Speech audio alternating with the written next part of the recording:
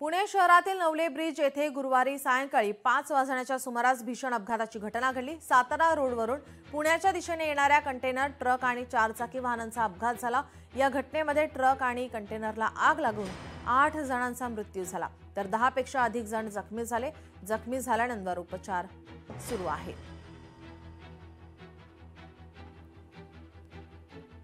काल हा नवले ब्रिजवर झालेला भीषण असा अपघात। या अपघातात वाहनांनी पेट घेतला, ज्यामध्ये 8 जणांचा मृत्यू झाला आहे, तर 20 जण जखमी झाल्याची माहिती आहे।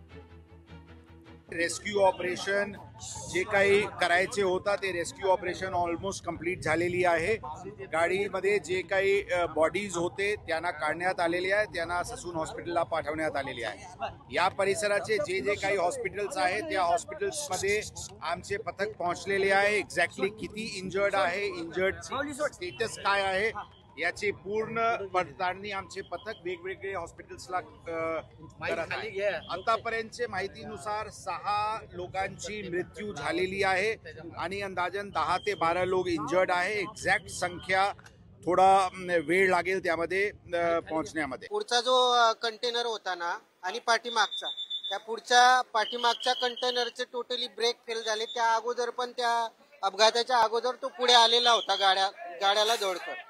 त्यामुळे काय झालं, मधली जी कार होती ही त्या दोन्ही ट्रकच्या मध्ये यांनी ब्रेक मारल्यामुळे ते काय झालं, दोन्ही ट्रकच्या मध्ये ती कार पूर्णपणे हे झाली। एक 2 व्हीलर वाला सुद्धा होता, तो बाहेर सोडून पळून गेला। तो पोलीसच्या नंबरवर कॉल केला, त्यानंतर 5 ते 7 मिनिटात पोलीस पण आले घटनास्थळी आणि त्यानंतर मग अग्निशामकच्या ज्या गाड्या होत्या त्यांना आपण फोन लावल्यामुळे त्या पण गाड्या आपल्या लगेच आल्या। गाड्या वरतून खाली येत होत्या कंटेनर, या कंटेनरचा ब्रेक फेल झाला। त्यामध्ये त्यांनी जवळजवळ 8 ते 10 गाड्यांना उडवत या ठिकाणी पोहोचला।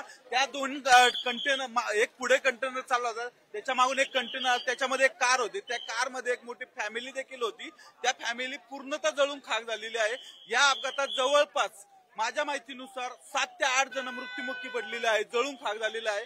त्याचप्रमाणे मागे अनेक गाड्या ज्या अपघात करत आल्या त्यामध्ये 15 ते 20 जण जखमी झाल्याची प्राथमिक माहिती दिलेली आहे। बसमध्ये 18 लोक होती, बसला पण धडक दिलेली, पूर्ण पलटी झालेली।